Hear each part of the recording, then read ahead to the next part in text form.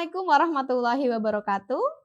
Ananda semua, selamat datang di channel YouTube SMA Muhammadiyah 1 Yogyakarta bersama dengan saya, Ibu Yani Apriani, pada mata pelajaran Biologi kelas 11. Baik Ananda, untuk video kali ini adalah lanjutan dari video sebelumnya, yang mana kita sudah membahas terkait dengan sistem sirkulasi.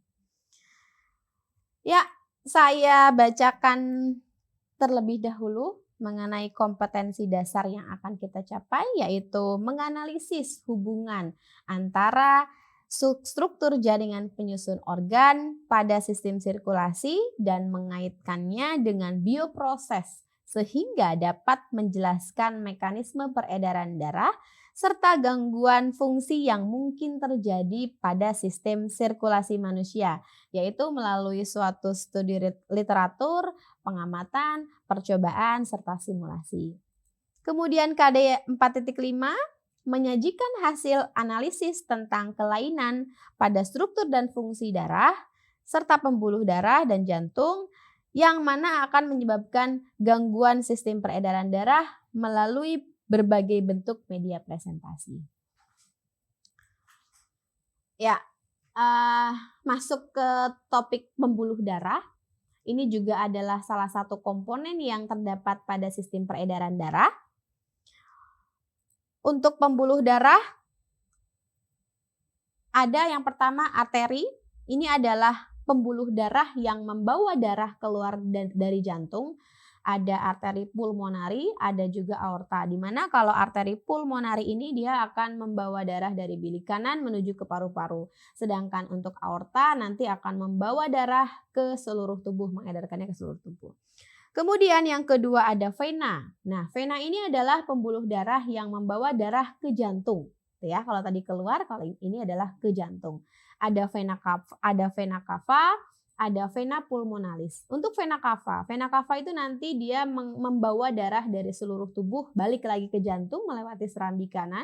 Untuk vena pulmonari membawa darah dari paru-paru ke jantung lagi melewati serambi kiri. Nah, yang ketiga ada kapiler. Kapiler ini adalah pembuluh darah yang mana memiliki ukuran yang kecil sebagai perpanjangan antara arteri dengan vena. Strukturnya kita lihat, nah ini ada pembuluh darah, ini ada arteri, ada venula, ada kapilernya adalah di sini, ya kapiler.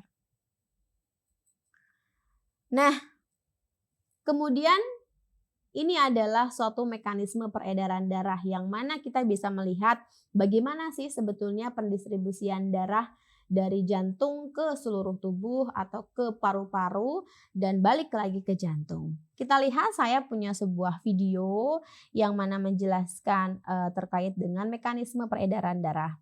Kita simak sama-sama. Ya, kita perhatikan saya punya video terkait dengan mekanisme peredaran darah.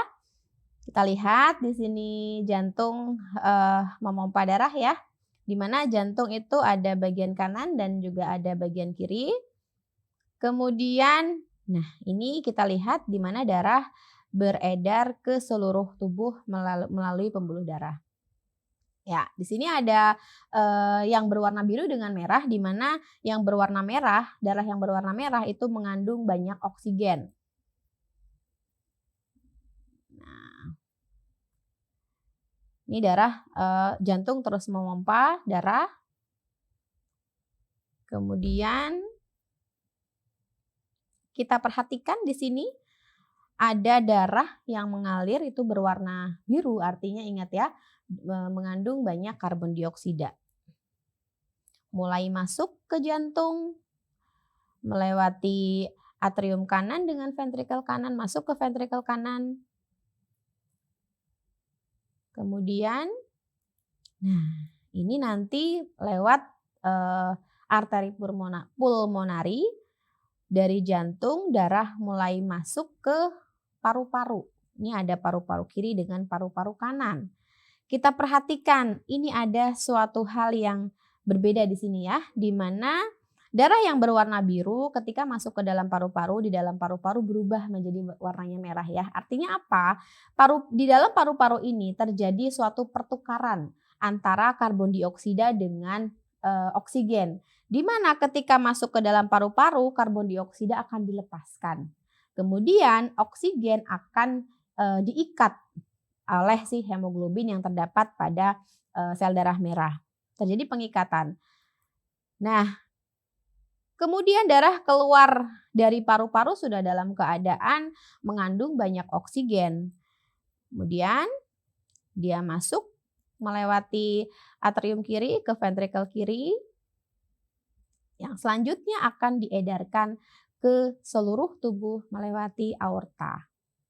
Nah, ini adalah gambaran umum terkait dengan mekanisme peredaran darah, di mana tadi kita lihat bahwa terjadi atau darah masuk ke dalam jantung itu 2 kali ya. Nah, secara skematik kita bisa lihat di sini urutan peredaran darah. Untuk peredaran darah itu ada 2.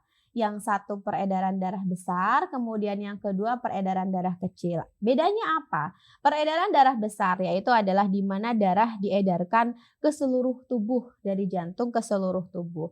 Tetapi kalau peredaran darah kecil yaitu di mana tadi darah akan masuk ke dalam paru-paru atau pulmo. Kita lihat untuk urutannya dari peredaran darah besar di mana jantung yaitu lewat atrium kiri, kemudian masuk lewat aorta, pembuluh aorta yang mana nanti akan diedarkan ke seluruh tubuh kita. Kemudian melewati vena cava superior dan inferior, balik lagi ke jantung melewati atrium kanan. Nah, untuk peredaran darah besar, dia akan membawa darah yang mengandung banyak oksigen karena akan diedarkan ke seluruh tubuh. Kemudian untuk peredaran darah kecil, ini di mana darah dari jantung akan masuk ke paru-paru. Darah yang masuk ke paru-paru seperti yang tadi kita lihat ya, itu mengandung banyak karbon dioksida. Kemudian nanti di dalam paru-paru akan dilepaskan karbon dioksidanya, kemudian diikatkanlah oksigen. Nah, untuk skemanya dari jantung itu bilik kanan, kemudian lewat arteri pulmonaris akan masuk ke paru-paru atau pulmo, kemudian dikeluarkan dari paru-paru melewati vena pulmonalis, kemudian masuk lagi ke jantung yaitu lewat serambi kiri. Nih kalian bisa lihat untuk gambarnya bagaimana urutannya. Peredaran darah besar dengan peredaran darah kecil. Nah, inilah yang dikatakan bahwa untuk sistem peredaran darah manusia itu adalah sistem peredaran darah ganda. Jadi masuk ke jantungnya itu sebanyak 2 kali. Oke? Baik Ananda semua, alhamdulillah sudah selesai untuk sistem sirkulasi. Terima kasih atas perhatiannya. Mudah-mudahan bermanfaat. Sampai jumpa lagi di video selanjutnya. Saya tutup dulu. Wassalamualaikum warahmatullahi wabarakatuh.